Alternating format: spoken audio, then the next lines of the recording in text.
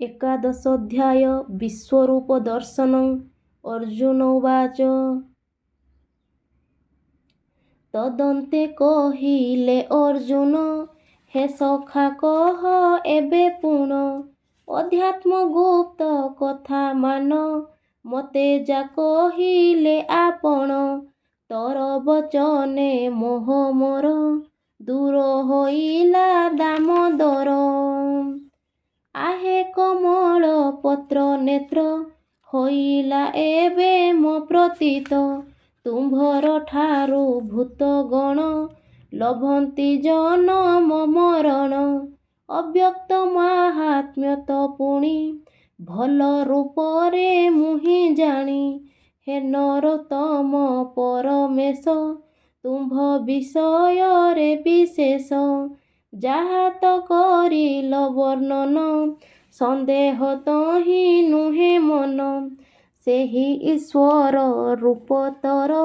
ଦେଖିବା ପାଇଁ ଇଚ୍ଛା ମୋର ହେ ଯୋଗେଶ୍ୱର ସେ ରୂପକୁ ମୁଁ ଯେବେ ସଖ୍ୟ ଦେଖିବାକୁ ଏ କୁରୁକ୍ଷେତ୍ରେ ସେ ଅବ୍ୟୟ ରୂପ ଦେଖାନ୍ତୁ ଦୟାମୟ ଶ୍ରୀ ଭଗବାନ ଉବାଚ ସେ ଅଲୌକିକ ରୂପ ମୋର ଦେଖ ହେ ଏବେ ପାର୍ଥବୀର ସହସ୍ର ପଦ ଆଙ୍ଖି କର୍ଣ୍ଣ ସହସ୍ର ମସ୍ତକ ବଦନ ସେ ରୂପ ନହି ବାରୁ ଅନ୍ତ ନାମ ମୋ ଅଟଇ ଅନନ୍ତ ଶୁକ୍ଳ ପୀତ କୃଷ୍ଣ ରକ୍ତାଦି ଏ ଯେତେ ବର୍ଣ୍ଣ ମୋ ଚିତ୍ରାଦି ପଶୁ ରାକ୍ଷସ ଭୁଜଙ୍ଗମ ଦେବତା ଯକ୍ଷ ପତଙ୍ଗମ ପାଣି ଠାବରୁ ଦେବ ଯାଏ ମୋହର ନିଜ ଦେହ ହୁଏ ଆଦିତ୍ୟ ବସୁ ରୁଦ୍ର ଗୁଣ ଅଶ୍ବିନୀ ସୁତ ମରୁତ୍ୱାନ ନ ଦେଖିଥିଲେ ଯେ ଶରୀର ଦେଖ ତା ଭ୍ରତ ବଂଶଧର ଏସବୁ ଏ ଦେହରେ ମୋର ଏକତ୍ରେ ଅଛି ଚରାଚର ଯେ ସବୁ ଜଗତେ ଦେଖିଛୁ ଯା ଦେଖିବାକୁ ତୁହି ଇଛୁ ସେ ସବୁ ଦେଖ ମୋ ଶରୀରେ ଏଗୁଡ଼ା କେଶ ଉଚିତରେ ମୋର ଏ ରୂପ ଦେଖିବାରେ ଶକ୍ତି ନାହିଁ ତ ଏ ନେତ୍ରରେ ତେଣୁ ଦେଉଛି ଦିବ୍ୟ ଚକ୍ଷୁ ଦେଖ ମୋ ବିରାଟ ରୂପକୁ ଯୋଗ ଐଶ୍ୱର୍ଯ୍ୟର ଭଣ୍ଡାର ଦେଖିଲେ ଜ୍ଞାନ ହେବ ତୋର ସଞ୍ଜୟ ଉବାଚ ଏତେ କହିଣ ତାହା ପର ସେ ହରି ମହାଯୋଗେଶ୍ୱର ଉତ୍ତମ ରୂପରେ ଐଶ୍ୱର୍ଯ୍ୟ ପାର୍ଥେ ଦେଖାନ୍ତି କୁରୁରାଜ ବହୁତ ନୟନେ ବଦନ ଅନେକ ଆଶ୍ଚର୍ଯ୍ୟ ଦର୍ଶନ ଦିବ୍ୟ ଅଳଙ୍କାରରେ ଭୂଷିତ ବିବିଧ ପ୍ରହରଣାବୃତ ଦିବ୍ୟମାଳ ଦିବ୍ୟ ଅମ୍ବର ଦିବ୍ୟ ସୁଗନ୍ଧ କଳେବର ସମସ୍ତ ଆଶ୍ଚର୍ଯ୍ୟ ପ୍ରକାଶ ଚତୁର୍ଦିଗେ ଅସଂଖ୍ୟ ଆସ୍ୟ ଏହି ଯେ ବିଶ୍ୱରୂପ ତାର ଦେଖିବା ଅଟେ ବହୁ ଦୂର ମନ କଳ୍ପନାରୁ ଅତୀତ ଜ୍ଞାନରେ ହୁଏ ତା ପ୍ରତୀତ ଆକାଶେ ଯେବେ ଏକତ୍ରରେ ସହସ୍ରେ ସୂର୍ଯ୍ୟ ଜ୍ୟୋତି ଧରେ ତେବେ ବା ସେ ଜ୍ୟୋତି ସମାନ ଉପମାନ ହେବ ରାଜନ ବୃକ୍ଷ ପର୍ବତ ନଦୀ ନଦ ସକଳ ପ୍ରାଣୀ ଯେ ସମୁଦ୍ର ଏହି ଯେ ସମସ୍ତ ଜଗତ ବିଭିନ୍ନ ଅଂଶରେ ବ୍ୟାପିତ ଏକାଂଶେ ସେ ହରି ଦେହରେ ଅର୍ଜୁନ ଦେଖ ଇ ଜ୍ଞାନରେ ହୋଇନ ଚକିତ ଅର୍ଜୁନ ପୁଲକେ କର କୁଜୋଡ଼ିଣ ପ୍ରଣାମ କରି ନତ ଶିରେ କହିଲେ କର ଯୋଡ଼ି ଖରେ ଅର୍ଜୁନ ଉବାଚ ହେ ନାରାୟଣ ଜଗତକର୍ତ୍ତା ଅଦ୍ଭୁତ ତୋହର କ୍ଷମତା ହେ ଦେବ ତୁମ୍ଭର ଶରୀରେ ଦେଖଇ ମୁଁ ସମସ୍ତ ସୁରେ ସର୍ବପ୍ରକାର ପ୍ରାଣୀଗଣ ପଦ୍ମାସନରେ ପଦ୍ମାସନ ଋଷି ସମୂହ ସମର୍ପଣ ଆଶ୍ଚର୍ଯ୍ୟ ଯାହା ପରିମାଣ ହେ ବିଶ୍ୱେଶ୍ୱର ବିଶ୍ୱଦେହି ତ ବିଶ୍ୱରୂପ ଦେଖି ମୁହିଁ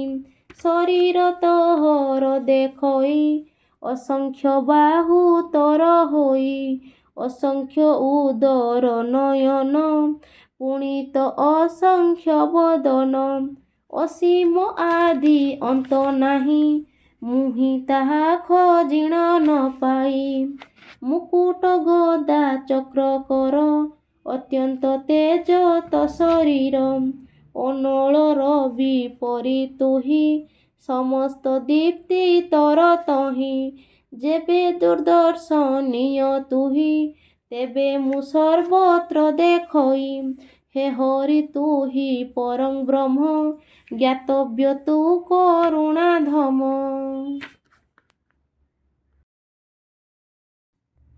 ସଂସାର ଶ୍ରେଷ୍ଠ ଆଶ୍ରା ତୁହି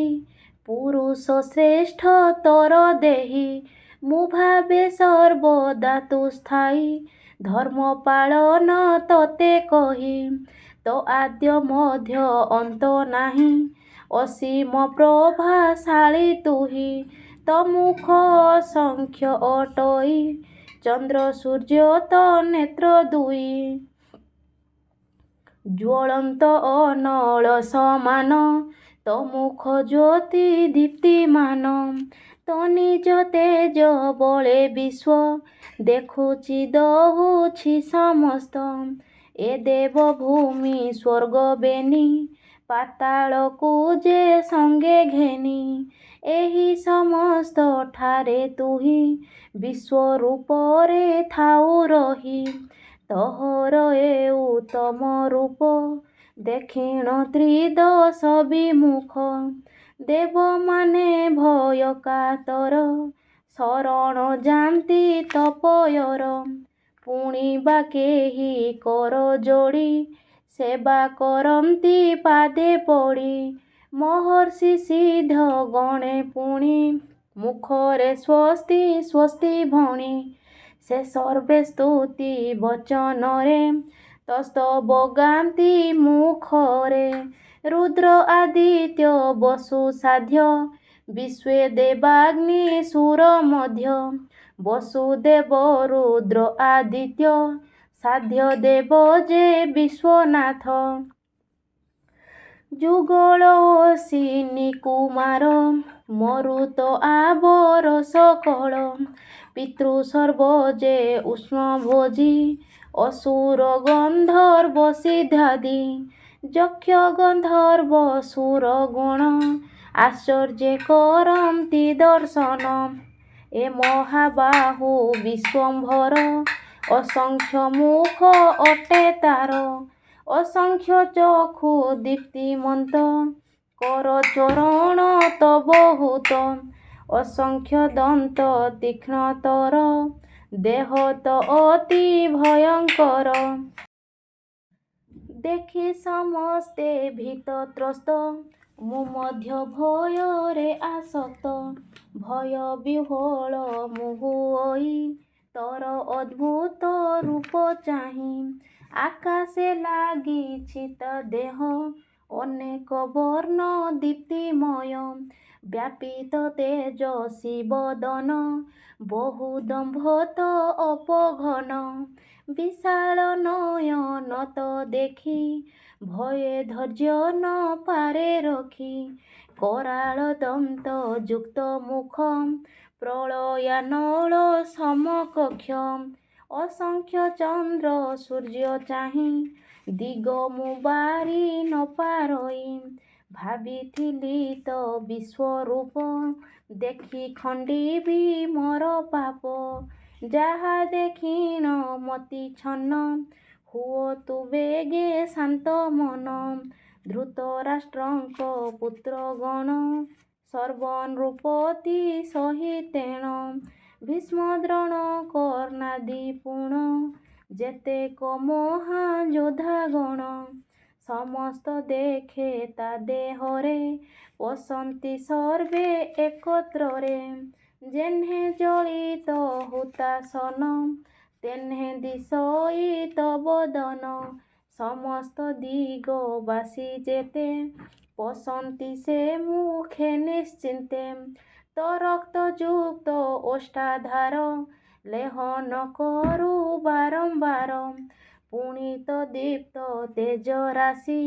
ନିଜ ତେଜକୁ ପରକାଶି ସର୍ବ ଜଗତେ ପୂର୍ଣ୍ଣ ହୁଏ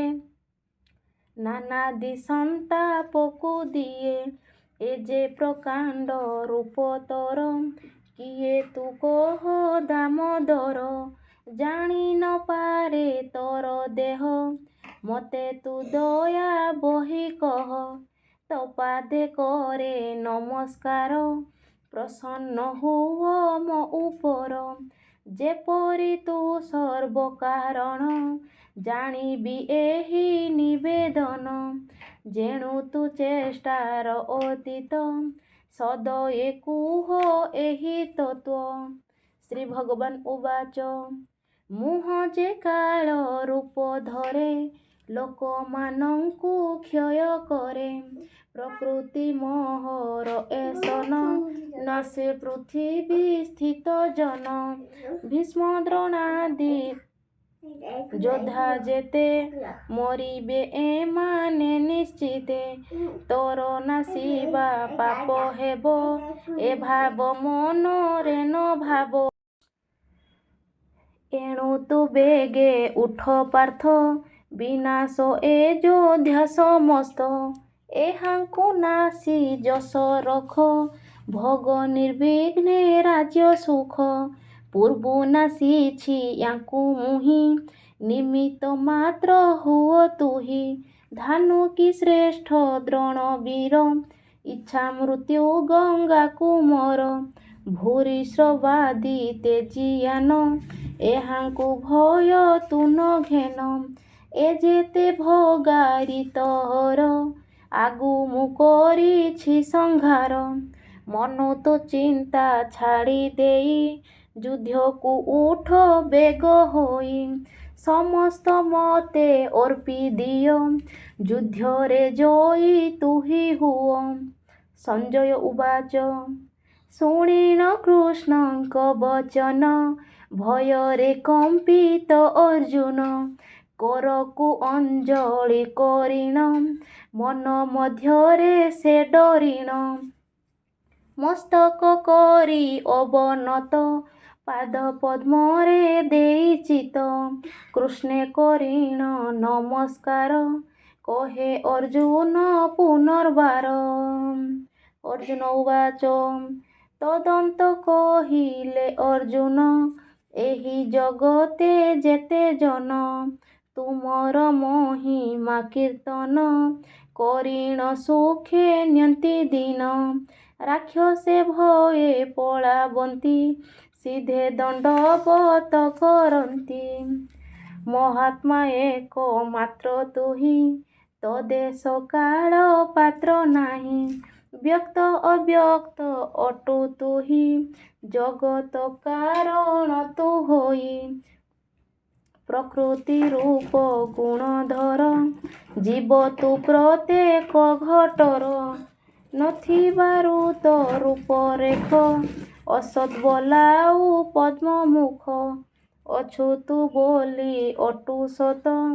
ତେଣୁ ସମସ୍ତ ପ୍ରଣିପାତ ଅନନ୍ତ ରୂପ ଧରି ତୁହି ଦେବକ ଆଦ୍ୟ ଯେ ବୋଲାଇ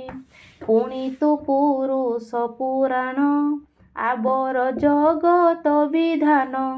ଜ୍ଞାନ ଜ୍ଞେୟ ତୁ ସର୍ବସ୍ଥାନ ବ୍ୟାପୀ ରହିଛୁ ବିଶ୍ୱମାନ ତୁ ଯମ ବାୟୁ ଜଳପତି ତୁ ଅଗ୍ନି ଚନ୍ଦ୍ର ପ୍ରଜାପତି ଯେଣୁ ତୁ ଅଟୁ ପିତାମହ ସହସ୍ରେ ନାମ ସ୍ମରଣୀୟ ତେଣୁ ମୁଁ ବାରମ୍ବାର ତତେ ନମୋଇ ଭକ୍ତି ଭାବ ଚିତେ ହେ ସର୍ବବ୍ୟାପୀ ତ ଆଗରେ ପୁଣି ମୁହିଁ ତୋହର ପଛରେ ସମସ୍ତ ଦିଗେ ତୋର ହରି ସର୍ବଦା ନମସ୍କାର କରି ଅସୀମ ଶକ୍ତି ମନ୍ତ୍ର ତୁହି ଅନନ୍ତ କାଳେ ତୋର ଦେହି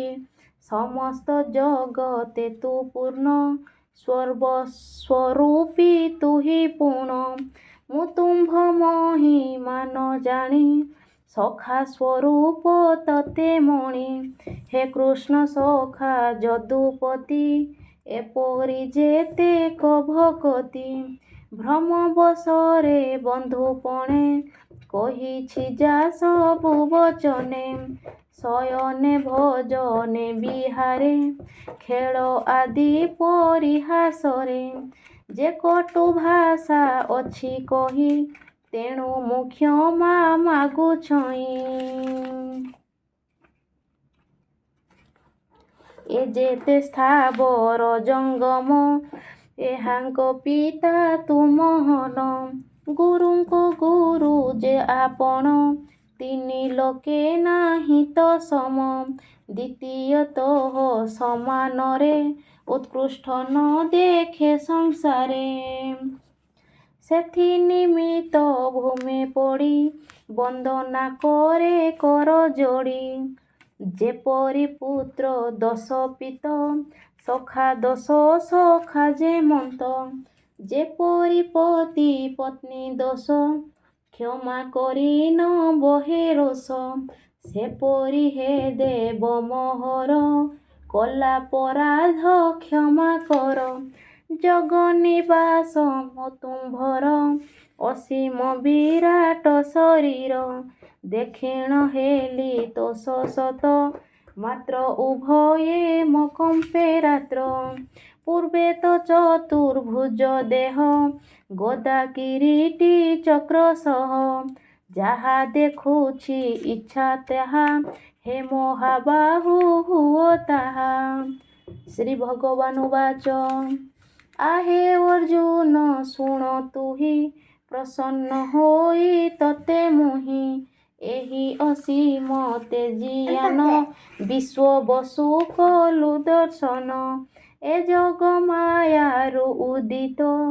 କେନ ଦେଖିଛି ତ ବ୍ୟତୀତ ବେଦଧ୍ୟାୟନ ଯଜ୍ଞ ଦାନ ତପସ୍ୟା ଅଗ୍ନିହୋତ୍ର ମାନ ଯେମାନେ ସଂସାର କରନ୍ତି ଏ ରୂପ ଦେଖି ନ ପାରନ୍ତି ହେ କୁରୁ ବୀର ତୋହ ଭିନ୍ନ ମୋ ବିଶ୍ୱରୂପକୁ ଦର୍ଶନ କରିନାହାନ୍ତି ଭବେ କେହି ଅଧିକ କି କହିବି ମୁହିଁ ମୋର ଏ ଭୟଙ୍କର ଦେହ ଦେଖି ମୋହିତ ତୁହି ନୁହଁ ଏବେ ତୁ ସନ୍ତୋଷ ଚିତ୍ତରେ ଭୟ ଭାବନା ରଖ ଦୂରେ ମୋହର ସେ ପୂର୍ବ ଶରୀର ଦେଖ ହେ ବୀର ପୁନର୍ବାର ସଞ୍ଜୟ ଉବାଚ ବୋଲେ ସଞ୍ଜୟ ଆହେ ଦେବ ଏପରି କୁହ ବାସୁଦେବ ନିଜର ପୂର୍ବ ରୂପ ଧରି